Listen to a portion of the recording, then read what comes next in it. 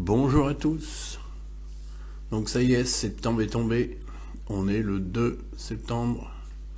Donc là on bascule à l'automne, tranquillement. Donc voilà, je vais vous montrer comment moi je pratique avec mes cadres de hausse, une fois que j'ai extrait le miel. Donc on peut voir que là, il est 8 heures du matin, c'est-à-dire que les abeilles ne sont pas encore réveillées. Et je pose vite fait les cadres juste devant les ruches, à 10 mètres, 10, 12, 15 mètres. J'en mets pas de trop, j'en mets qu'un peu, je sais pas, il y en a peut-être une vingtaine là. Oui, ça doit être ça doit être le volume de 2 hausses. Et je vais vous faire voir ce que je fais avec. Ce que je veux, que les cadres, les petits cadrons soient bien léchés et qu'il ne reste plus de miel à l'intérieur.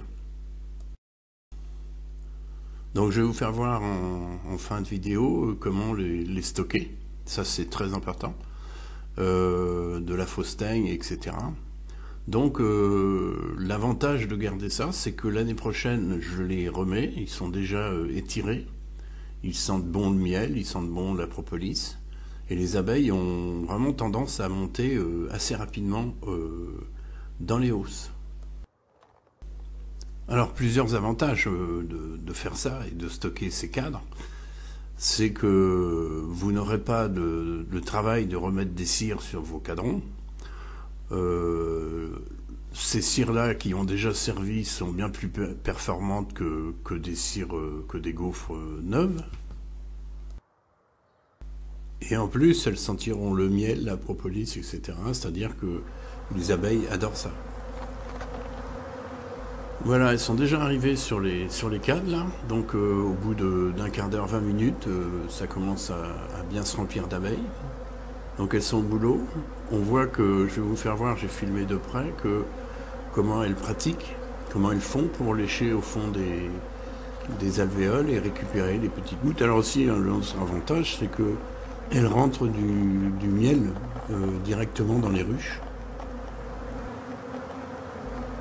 Alors à cette saison là où il n'y a plus de fleurs, hein, c'est très important justement, chaque goutte est important pour une ruche. Du coup vous augmentez vos réserves pour l'hiver. Alors on a l'impression que c'est pas beaucoup, mais c'est en fonction de la quantité de cadres que vous allez faire. Mais comme ça, rien n'est perdu. Donc là je vous filme un peu plus près.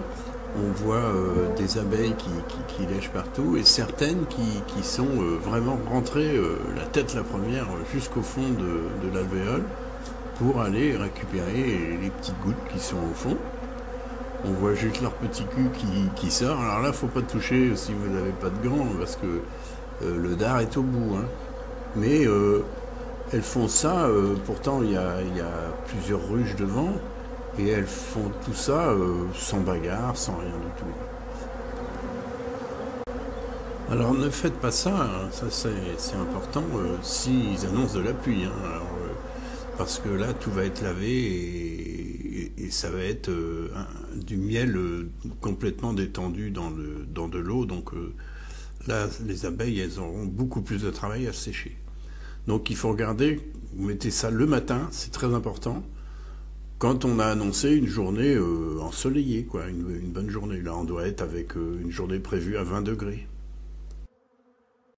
Alors, le fait de mettre ça le matin, à la fraîche, c'est-à-dire à 7 heures, 8 heures du matin, d'une part, vous n'êtes pas embêté tout de suite le temps d'étaler vos cadrons comme je le fais là. Et d'autre part, progressivement, les abeilles vont venir dessus, mais vraiment progressivement. Et comme en 2 heures tout va être fait, eh bien on va dire qu'à 10 heures tout est fini.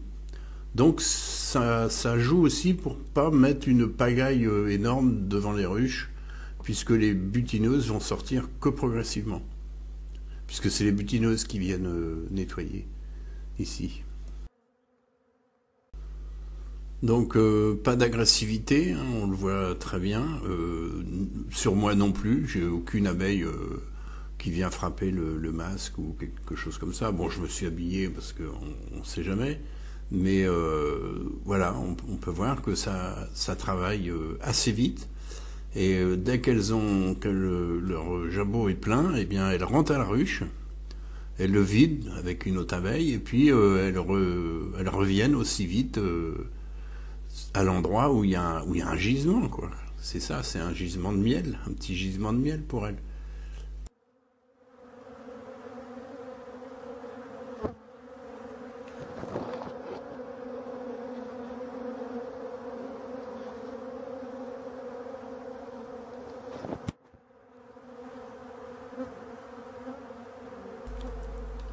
Eh bien, on va s'asseoir dans l'herbe là pour les regarder un petit peu. Donc, encore prendre un bain d'abeilles. Moi, j'appelle ça des bains d'abeilles quand ça bouillonne comme ça. Et là, on va aller voir leur petit travail. On va pas les embêter plus que ça. Voilà. Et là, on voit très bien que elles sont assidues à leur travail. Chacun récupère. Il y a pourtant une dizaine de ruches et chacun récupère ses gouttes et va rentrer à la ruche. Alors on voit nettement qu'ils ne bougent plus, c'est-à-dire qu'elles sont en train de vider le fond de l'alvéole. On voit très bien hop, et ça ressort, les petits culs en l'air. Donc vous inquiétez pas, au bout d'une heure et demie, 2 heures, toutes les cellules seront visitées et nettoyées. Et vos cadres seront secs.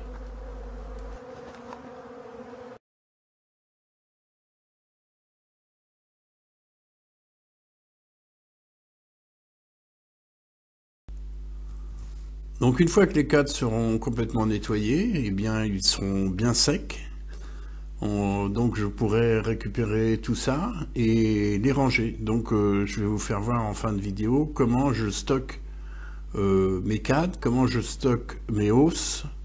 C'est très important de ce que je vais vous montrer. Donc pour ceux qui ne savent pas, bah, venez voir, je vais faire des colonnes de hausses remplies de cadres pour l'année prochaine.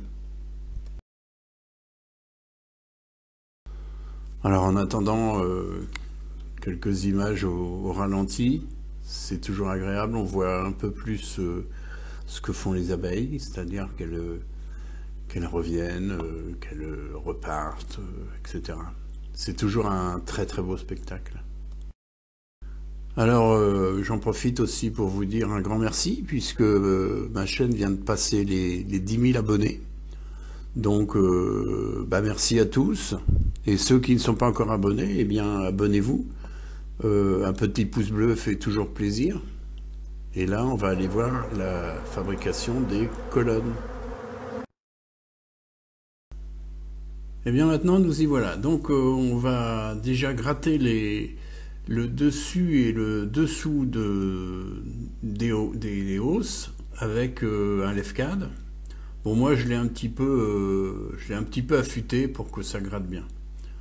Donc on peut voir que ça tombe. Si on voit un petit peu de cire ou de propolis à l'intérieur, on peut aussi gratter.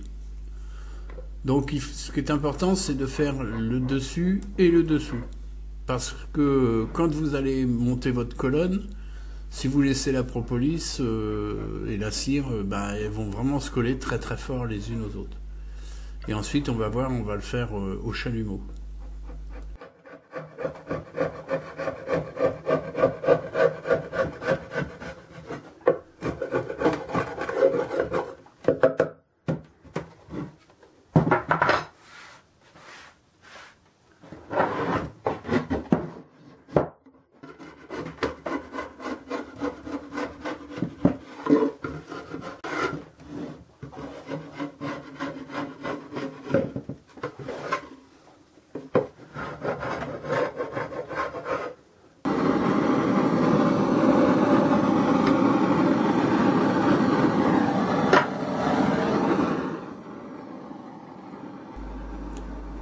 Alors moi j'utilise aussi voilà, des vieux chiffons hein, que je découpe et qui seront jetés puisqu'ils seront imbibés de propolis et qu'on ne peut plus les nettoyer. Et donc ne pas oublier de faire les crémaillères aussi, de bien désinfecter et nettoyer tout ça.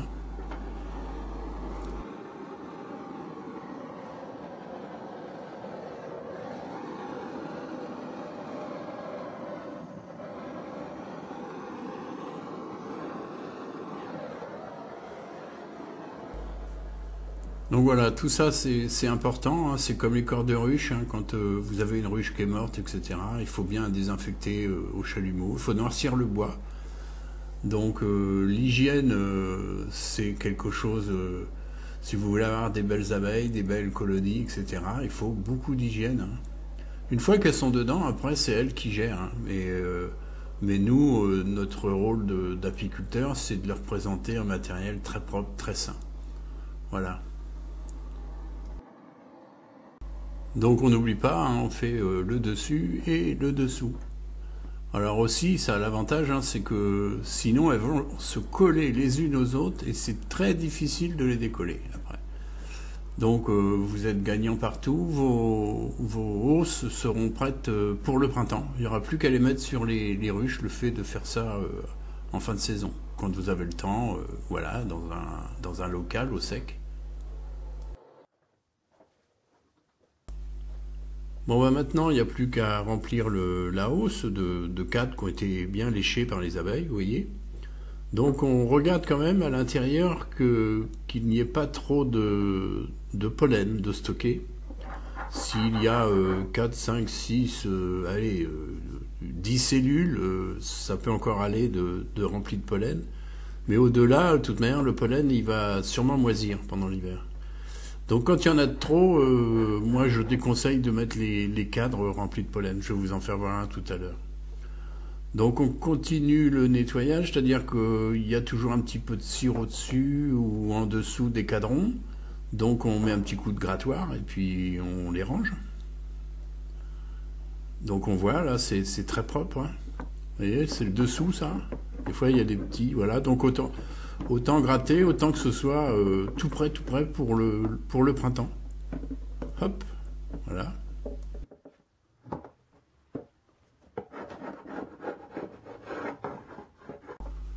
Donc de temps en temps, on va avoir un cadre qui a été désinfecté au chalumeau, comme celui-ci.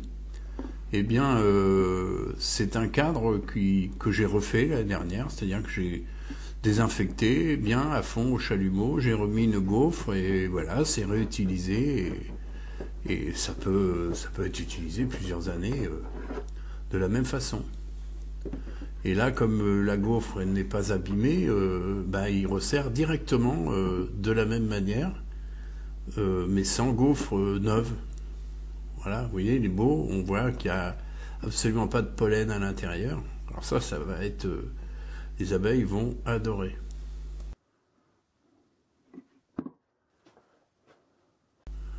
Donc voilà un cadre qui paraît pas comme ça, mais qui est rempli de pollen. Donc là, pour moi, il y en a trop. Donc je ne le mets pas dans mes belles hausses comme je suis en train de fabriquer tout de suite. Donc il sera mis avec les autres dans une hausse à part et si j'ai besoin au printemps prochain, peut-être que j'utiliserai, mais sinon je préfère avoir des cadres bien propres et sans pollen.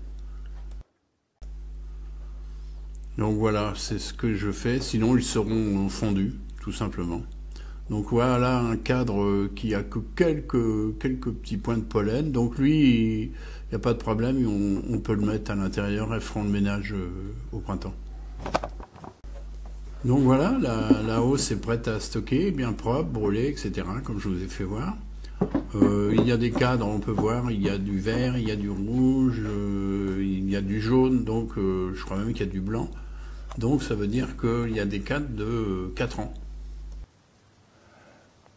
Alors là, voilà le pied d'une colonne. Donc il faut 2 chevrons, il faut à tout prix que l'air passe en dessous. C'est pas facile à vous filmer ça tout de suite, mais il faut que l'air circule en dessous et en dessus. Il faut que ce soit ventilé en permanence. Alors si vous pouvez, vos colonnes, il faut les construire auprès d'une porte pour que ce soit ventilé. Parce que les faustaignes ont horreur des courants d'air. Alors je rappelle, la faustaigne, c'est un papillon, hein, c'est un papillon de nuit qui pond dans les cires et sa larve mange les cires. Alors il y a aussi un autre prédateur qui m'a fait une farce l'année dernière, ce sont des souris. Et les souris sont rentrées, on fait un petit trou dans un plastique et elles sont rentrées manger mes cires. Donc pour faire une grande colonne comme ça, comme celle-ci là, qui a, je sais pas, une douzaine de hausses, la première hausse en bas, c'est mieux qu'elle soit vide. Et la hausse tout en haut aussi. Vous voyez, celle qui est posée sur les petits chevrons, elle est vide. Avec le système de grille que je vais vous faire voir. Alors pour commencer la colonne, on met 2 chevrons, c'est du 7 par 5 je crois. Oui c'est ça, 7 par 5. Je pose une grille à renne, comme on peut voir, voilà. Parce que les souris n'arrivent pas à faire des trous là-dedans. Et au-dessus, je mets, je sais pas comment ça s'appelle, des espèces de petits grillages plastiques qu'on met autour des arbres pour pas que les chevreuils ou autres animaux les mangent. Donc ça, on trouve ça en jardinerie, c'est pas très cher et c'est très efficace contre la fausse teigne. Donc il y a double, c'est-à-dire grille à renne pour la souris et le grillage en plastique pour la fausse teigne. Alors ainsi, tout ça préparé, la colonne va se monter. C'est un travail, mais n'oubliez pas que tout ça, vos cadres, vos cadrons, vos cires, c'est de l'économie totale. C'est-à-dire que une hausse avec des cadres neufs et une cire neuve, vous êtes à 35 ou 40 euros. Donc là, tout est gratuit. Il y a que votre travail. Donc 10 hausses, vous faites le calcul, si c'est 35 euros la hausse, eh ben vous êtes à 350 euros. Et voilà comment on fait des économies aussi. Alors voilà, je vais vous faire voir comment fermer une colonne. Donc je vous la fais voir en bas comme ça. Donc je mets la grille à renne, je mets le filet de protection des arbres, et par-dessus je vais mettre une hausse vide et mon capot. On va aller voir ça. Donc voilà, pour finir la colonne, on met une hausse vide et le capot. Donc la hausse vide comme en dessous, comme ça l'air circule. Alors ne faites pas ça avec des cadres qu'on traînait un peu à droite à gauche, parce que il y a des chances que la fausse teigne est déjà pondue dedans. Alors si vous avez à le faire, mettez vos cadres au congélateur pendant 24 heures. Comme ça, s'il y a un œuf de fausse teigne ou une larve, elle sera détruite. Et bien voilà, la vidéo est terminée. J'espère qu'elle vous sera utile. Quant à moi, je vous dis à très bientôt.